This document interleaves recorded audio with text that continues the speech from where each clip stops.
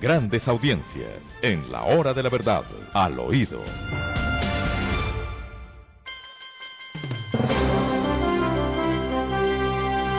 Sea del caso recordarle al oído a todos nuestros oyentes que mañana jueves en la tarde, entre las 6 y las 7 de la tarde o de la noche, como ustedes quieran, tendremos la tarde en la hora de la verdad.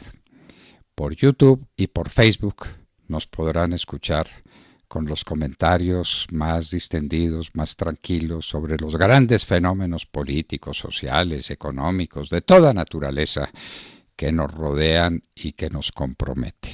De las 6 a las 7 de la noche, mañana, tarde, jueves, la tarde en la hora de la verdad por YouTube y por Facebook. Tendremos un invitado muy especial, el doctor Omar Bula Escobar, una persona más que significativa con quien hablaremos de los últimos acontecimientos políticos y económicos de Colombia y el mundo. Eso tenemos. Y usted tenía una noticia muy importante de Mar, que inclusive pensó en sacarla al aire en la mañana. ¿Cuál es? Pues, doctor Fernando, nada más y nada menos que el tema de la Procuraduría General de la Nación y el informe que no puede pasar desapercibido que fue elaborado por la Procuraduría sobre el tema de los secuestros cometidos por las FARC. Mire usted que en ese documento del que tenemos que dar cuenta en la hora de la verdad, es un documento de unas 443 páginas que ya se ha venido revelando por partes en diferentes medios de comunicación y que está en poder también de la Justicia Especial para la Paz. Se narran hechos desgarradores y realmente inconcebibles, y digo cuando inconcebibles porque ¿cómo puede haber gente de esta en el Congreso de la República? Se habla del caso de una niña de 12 años que pasó 5 años encerrada en una habitación con 3 hombres que la violaban cada vez que les daba la gana. También del caso de una campesina que fue secuestrada, ellos dicen llevado a la fuerza, no, secuestrada, porque era pareja, se la llevaron para ser pareja de un comandante guerrillero al que le gustó la niña. Y como le gustó, tenían que llevársela y se la secuestraron para ponérsela como esposa. Oiga, pues usted. Un policía al que torturaron y abusaron sexualmente para sacarle información en medio del secuestro. Realmente, doctor Fernando, una serie de narraciones o de historias macabras cometidas por las FARC. Y este documento pues lo tiene la Justicia Especial para la Paz y hace parte de las líneas de investigación que adelanta la Justicia Especial para la Paz. Esto es lo que llama el caso 01 que está en la Jurisdicción Especial para la Paz. Pero pues aquí no lo dejaremos olvidar, Colombia tiene memoria y para eso estamos en la hora de la verdad. Para recordarle a los colombianos la verdad, lo que ocurrió y quiénes son esos sujetos que están hoy en el Congreso de la República y que hablan de la paz y entonces la paz y se abrazan y piden que no se frustre el proceso de paz que se inició con Juan Manuel Santos. Hágame el favor. Y mientras tanto, armándose poderosamente en Venezuela. 5.000 hombres en armas ultramodernas, listos para caer y para golpear a Colombia en el Catatumbo, en Arauca, en todos los lugares limítrofes y en todo el país. Esa es la realidad, esa es la verdad de las FARC. Entonces, que se haga con ellos un acuerdo para que entreguen realmente, efectivamente, las armas, porque es que además hay que recordar que las armas que entregaron las FARC nunca nos las mostraron. ¿Se acuerda? Eso se le olvidó a los colombianos. Estos hombres de la ONU las recibieron. Mostraron unos contenedores con candado, doctor Londoño. Exactamente. Las armas no las mostraban. Entregaron unos fierros viejos. Y estos sujetos de la ONU decían que eran las armas que habían entregado las FARC. Mentiras, no entregaron nada. Todo lo guardaron en caletas y cuando llegó el momento pues desenterraron las armas y siguieron con sus andanzas. No, desenterraron, doctor Londoño, desenterraron ni siquiera. Compraron nuevos juguetes, lo hemos visto en las imágenes que han publicado los terroristas de las FARC. Armas de última generación, muy distintas a los AK-47 que tenían por ahí encaletados. Sí, esos los desencaletaron también, pero compraron nuevas armas y están armados hasta los dientes. Y están protegidos y auspiciados por el gran negocio que hay en Colombia, que es el de la cocaína. digámoslo con toda franqueza, pero si es que eso es así. Negocio de la cocaína que ignora el señor gerente del Banco de la República. Le hacen una página entera de un reportaje de esos que es inducido. Es el propio entrevistado el que hace las preguntas y él mismo se las contesta, y entonces alguien aparece como si fuera el encuestador, cuando es una encuesta de mentiras, un reportaje de mentiras. Pero no importa, no importa. Para el gerente del Banco de la República no existe la economía negra, no existe la economía subterránea, no existen los billones de pesos que reciben los colombianos por nada. Primero, cuando venden la cocaína para ser exportada, y después cuando reciben el producto de la exportación y lo lavan con dólares que recorren toda la superficie de la economía colombiana. Y por eso el dólar está estático, el dólar no sube, el dólar está tranquilo. ¡Qué maravilla de Banco de la República que tenemos! Cocaína, cocaína. El déficit de balanza comercial es cada vez más dramático. Estamos por el lado de 1.500 millones de dólares mensuales de déficit en la balanza comercial. Es decir, que exportamos 1.500 millones de dólares menos de los que tenemos que importar para poder sobrevivir. Eso es una locura. Eso es una locura. Ah, pero no importa cómo se cuadra caja y por qué el dólar no se pone a 7, a 8 o a 9.000 pesos. Porque hay dólares en abundancia. ¿Que de dónde provienen? Provienen de la cocaína, de la cocaína. Así el gerente del Banco de la República no lo haya notado. Pues si se lo tenemos que decir. Aquí estamos es para decir la verdad y no para ocultarla. De manera pues que este trabajo de la Procuraduría sobre el secuestro nos abre los ojos a lo que puede pasar aquí, porque no estamos demasiado lejos, ¿no? Recuerden ustedes que Venezuela está en manos de un régimen así. Recuerden ustedes que el Ecuador puede volver a caer en manos de Rafael Correa. Estamos al borde, ¿no? Estamos al borde. Sí. Además, Rafael Correa, doctor Fernando, que con su candidato no... Bueno, sí, eso es una negación.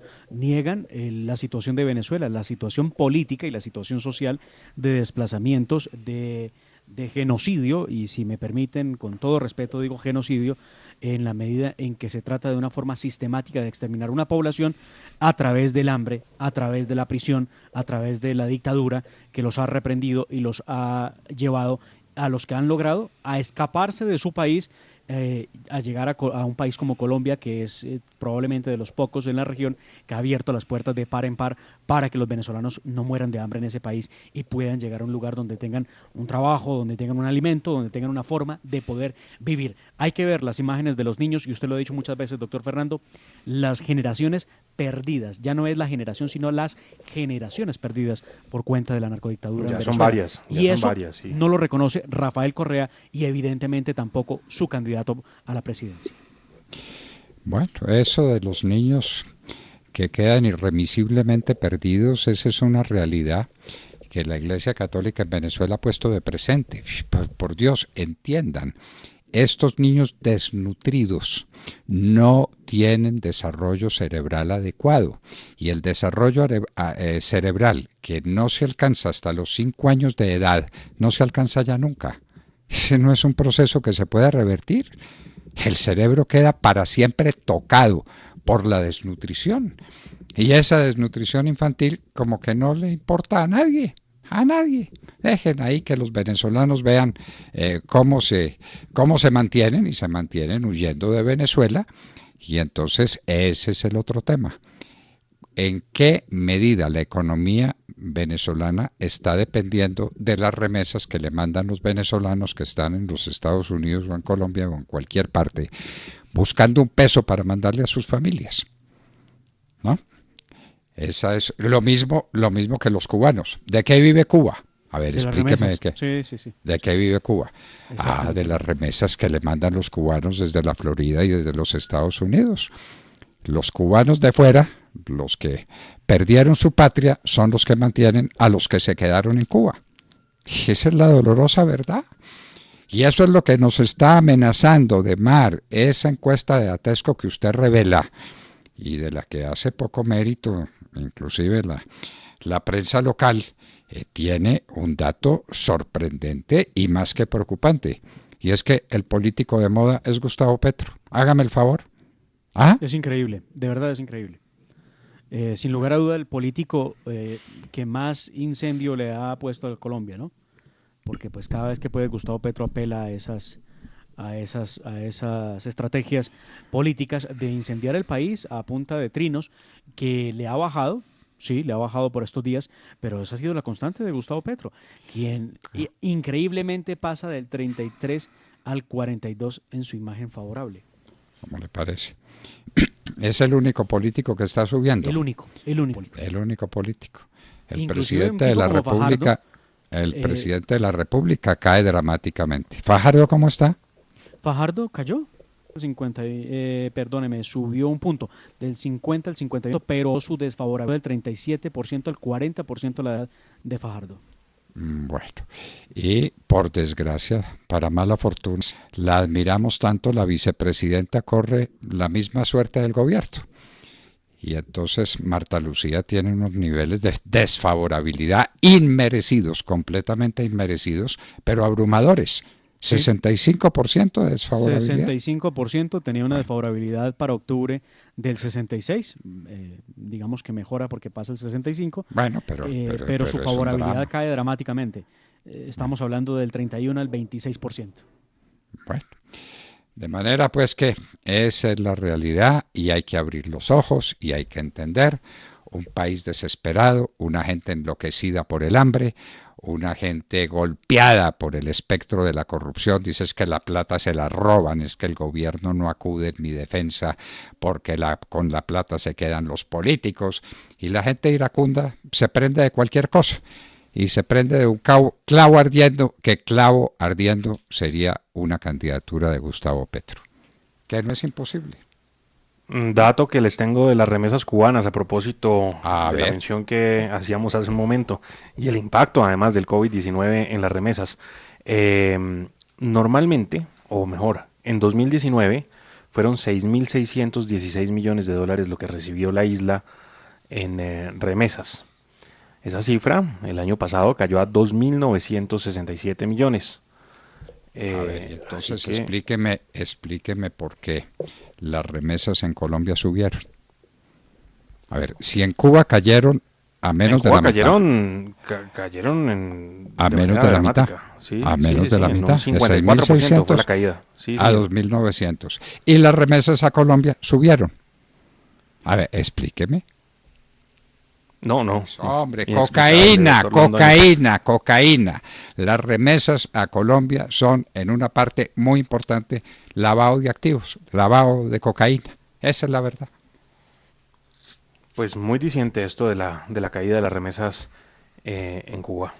Pero bueno. Busque la cifra colombiana y verá que no es mentira lo que le estoy diciendo. Sí, no, es cierto. Hemos dado ese dato al aire. Déjeme ya reviso. Las remesas en Colombia están aumentando o se mantienen, mientras las remesas a Cuba se redujeron en la mitad. Entonces la pregunta es, ¿de qué están comiendo los cubanos?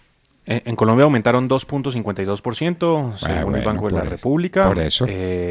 Alcanzando Entonces, 6.902 millones de dólares. Exacto. Entonces en Cuba se reducen a menos de la mitad y en Colombia aumentan un 2%. A ver, explíqueme ese fenómeno. Sí, tiene usted razón. Bueno, eso se llama cocaína, pero con ese factor determinante de lo que es la economía en Colombia no cuenta el gerente del Banco de la República, ni de eso habla el ministro de Hacienda, ni de eso habla el presidente, no habla nadie. El impacto de la cocaína en la economía colombiana y en el empleo en vastas zonas del país, porque mire usted qué cosa tan rara. El desempleo no está en las grandes ciudades, el desempleo está en las grandes ciudades, pero cuando se llega al campo y cuando se llega a los pequeños pueblos, entonces sube el empleo. Uy, sorpresa. ¿De dónde sube el empleo? Mayor cantidad de cultivos, reactivación del campo. Ojalá fuera así. Cocaína. Reactivación del campo con el estado de las vías terciarias, del que hablábamos ayer.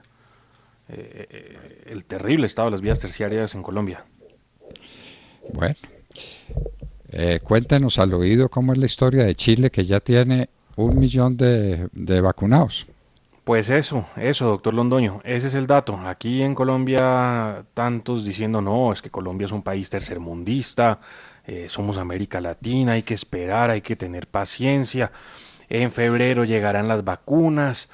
Tranquilitos, esperemos. Chile, 1 millón de personas ya vacunadas. Bueno, sí se podía. Y que no nos digan otra cosa.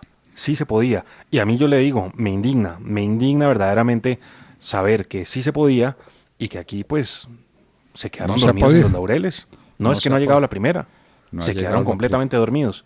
No, No ha entonces que somos unos impacientes, que el presidente ya dio la fecha. Pues dio la fecha, pero es que cuando uno ve que en Chile ya llevan 1 millón de personas y que aquí no hemos arrancado, como no han arrancado en Venezuela, ni en Uruguay, ni en Paraguay, los únicos 4 países de Sudamérica que no han arrancado, pues sí, causa indignación. ¿Qué tal la compañía nuestra? Venezuela, Uruguay, Paraguay. Sí, Todos los ahí demás estamos. países de América Latina, incluyendo Bolivia. ¿Vio cuál es la situación de Bolivia? Sí, es dramática. La situación en Bolivia en este momento es dramática por cuenta de la pandemia, pero ya tienen 1 millón de vacunas, al menos, ¿En en el Bolivia? terreno. Ah, bueno, Sí, en el terreno. bueno. Bueno, ya empiezan a Ya vacunar. llegaron, ya, sí. Ya llegaron y ya están vacunando en Sí, Bolivia. ya están Muy vacunando en bien. Bolivia. Pero en Colombia no. No, no, Y porque somos un país tenemos, tercermundista, entonces no. y tenemos el peligro bastante próximo de que vuelva Correa a la presidencia del Ecuador. Era lo que nos faltaba. Sí, en cabeza de este candidato Andrés Araúz, 36 años de edad, fue ministro de Correa y el contrincante pues de Araúz está por definirse entre Yacu Pérez eh, o, o Guillermo Lazo. Están cabeza a cabeza, pero muy posiblemente sea Yacu Pérez quien sea el contrincante en la segunda vuelta. Pérez fue presidente de la Confederación de Pueblos de la Nacionalidad Quichua de 2013 a 2019. Eh, bueno, es en lo que está Ecuador. Está entre Yacu Pérez y el de Correa, Araúz. Bueno, y tenemos un dato o una noticia muy importante que nos honra, que nos compromete. El presidente Álvaro Uribe quiere hablar en la hora de la verdad y hablará mañana jueves a las 6:30 de la mañana. Estaremos con el presidente Álvaro Uribe. Un tema central, con él se habla de todos los temas, pero un tema central es el tema de las empresas públicas de Medellín. Joya de la corona de Medellín, de Antioquia y de Colombia. Tema al Que que el se... expresidente le tiene la lupa puesta, precisamente. Sí, señor. Muy bien. Entonces, mañana a las 6:30 de la mañana, por la hora de la verdad, estaremos con el presidente Álvaro Uribe Vélez. Porque Siempre bienvenido a esta casa. vaya cantidad de temas las que hay en Medellín, entre otros la proposición de moción de censura en contra de María Camila Villamizar, la secretaria privada del alcalde Daniel Quintero. Y también lo más reciente que tiene que ver con el comunicado a la opinión pública que emitieron los exmiembros de la Junta de EPM, donde advierten varias cosas y donde dicen cosas, doctor Fernando Sergio, bastante duras respecto al manejo que se le está dando a EPM y ponen de presente que evidentemente eso es un asunto de talla nacional. Ellos dicen la batalla campal que se construyó alrededor de EPM puede que le genere réditos a algunos actores involucrados, pero está llevando al traste una empresa que es patrimonio de los medellinenses y orgullo de los colombianos. Eso dice, entre otras cosas, esa importante carta que emitieron el día de ayer en la tarde los exmiembros de la Junta Directiva de EPM. Muy preocupados por lo que está ocurriendo, porque pareciera que por las disputas políticas se está olvidando lo importante y tiene que ver con la sostenibilidad, con la gobernabilidad y lo que hace posible que EPM siga siendo la joya de la corona, como usted lo dice. ¿Cuándo le va a contestar a la Registraduría del Estado Civil, el Ministerio de Salud, el tema de la recolección de firmas para las revocatorias? Que eso sigue aplazado. Tenemos una situación de disminución evidente y muy plausible del número de contagiados que hay en Colombia por coronavirus. Entonces, ¿cuándo va a contestar? Para saber si podrá haber o no podrá haber recolección de firmas para las revocatorias. Pues vea, les cuento que hoy Colombia cuenta con 57 procesos de revocatoria en marcha ante la registraduría que fueron suspendidos por el señor registrador Alexander Vega el 1 de febrero. O sea, hace 9, 10 días, pues 10 días, porque estamos a 10. Al momento el ministro de Salud, el doctor Fernando Ruiz, no ha dado concepto, que es lo que le solicita precisamente a Alexander Vega en una comunicación que le envió al señor ministro. Le ha dicho en ese documento que le envió su autorizado concepto sobre la viabilidad de la entrega de formularios físicos de recolección de firmas de apoyo y se autoriza la consecuente recolección de las mismas por parte de los comités promotores y sus equipos de trabajo en terreno. Llama la atención, doctor Fernando, que le esté pidiendo autorización el señor registrador primero al ministro de Salud, ¿no? Sobre la recolección, sobre la entrega de unos formularios y la posterior recolección de las firmas, cuando todos sabemos que la recolección de firmas no se hace ni en un estadio, ni en un coliseo, ni en un salón lleno de personas, sino que se hace en la calle y es graneado, es uno a uno como se va recogiendo la firma de cada ciudadano que quiera participar.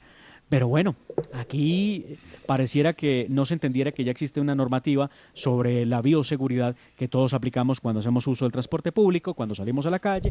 Bueno, no entiende uno. El caso es que han pasado 10 días y aún no conocemos ese pronunciamiento por parte del ministro de Salud. Bueno, Demar y Sergio, ¿ustedes saben Rodrigo Lara es de centro qué? De centro-centro, de centro-extrema, de puro centro, de medio centro, ¿de qué es Rodrigo Lara? Porque también está armando partido político de centro. Aquí todo el mundo está en el centro. ¿En el centro entre qué? A ver, ¿cuáles son los puntos extremos para saber uno dónde demonios queda el centro y qué significa el centro político? Pues vea, lo que ha dicho Rodrigo Lara a través de ese movimiento que él ha denominado plataforma de origen liberal, con perfil socialdemócrata. Esto se parece mucho a la idea de Roy Barreras, del LSD, los liberales socialdemócratas. Lo que ha dicho es que esta plataforma que pretende o que está impulsando ahora, que trae consigo a dos nombres que ustedes ya han escuchado bastante, que son Juan Manuel Galán y Carlos Fernando Galán, ¿no? Los dos, uno de ellos será candidato presidencial seguramente, y ellos quieren revivir el nuevo liberalismo. Pero lo que quiere Lara ha sido impulsar esta plataforma que, dice él, se aleja de los extremos en Colombia. Ni es de extrema derecha, ni es de extrema izquierda. Yo no sé si sea de extremo centro entonces, porque pues como existe la figura, pues... No, extremo centro el presidente Iván Duque. No le quiten ese puesto a él.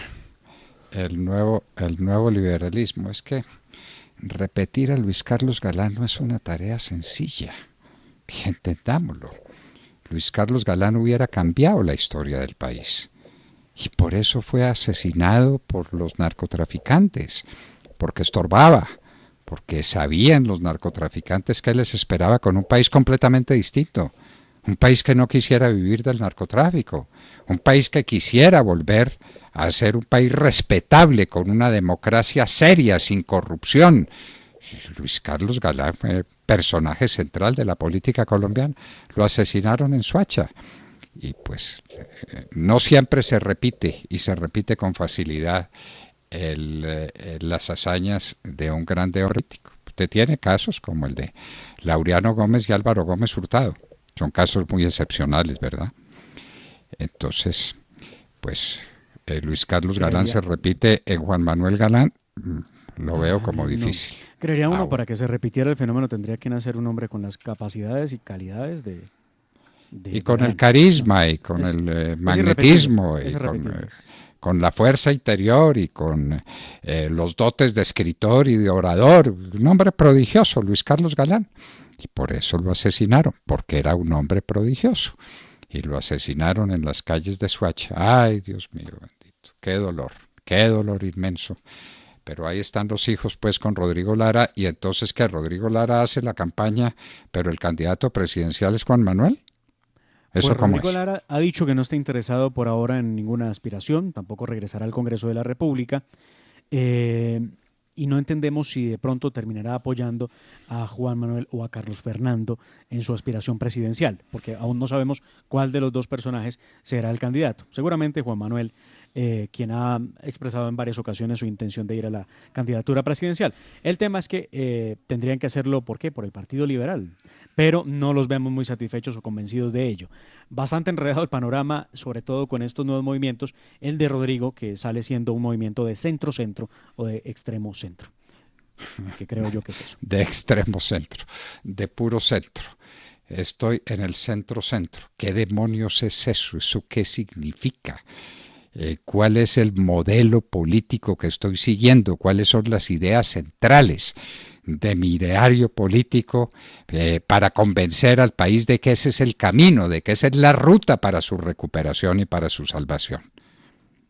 Bueno, los de centro se excusan y entonces no lo dicen. Recuerde usted qué posición cómoda la del centro, porque usted mira para donde quiere y tira piedra y usted está en el centro. Usted se salva. Bueno, hace unos años, yo no sé si ustedes lo recuerdan, teníamos escándalos permanentes en Colombia porque a la leche le echaban agua, ¿no? Claro, claro. Entonces, claro, nos vendían una leche aguada. Eso se pudo corregir y es bastante ostensible y bastante fácil de determinar cuando la leche tiene agua. Pero ahora no es con agua, sino con suero. Con lactosuero. ¿Lactosuero? Lactosuero, Bueno, sí. Una forma era, de adulterar, de estafar a la gente, de falsificar la leche. Permítame la Sí, expresión. una manera de rendirla. De rendir la leche. muy bien, Sin muy bien. nutrientes. ¿Y quiénes son, el y líquido quiénes es son las grandes víctimas de eso? los Porque niños, es que doctor Fernando. la Pues leche los para niños, la leche para los nutricional, adultos, claro. pues es muy poco probable que la leche sea tan ventajosa para los adultos, pero para los niños es vital. Para los niños es vital. No, pero y para los adultos también el calcio, doctor Londoño, no, importantísimo de todos modos. Bueno, entonces hay un senador por el Centro Democrático, Gabriel Velasco, que ha estado haciendo estas denuncias y que nos puede dar estas explicaciones. Y está prohibido, doctor Fernando. Decreto 616 del 2006, artículo 14, estipula que el uso de lactosueros en la leche está prohibido. Pero aún así, hay gente en este país que Bueno. persiste en rendirla con lactosuero. Y el uso del agua y el uso de cualquier cosa ¿Pero que... qué tal? Ah, bueno, por eso, la leche hay que mantenerla como leche con todas sus capacidades nutrientes porque de eso depende el buen desarrollo de los niños. En un minuto, el senador Gabriel Velasco del Centro Democrático estará con nosotros en la hora de la verdad y les hablábamos al oído.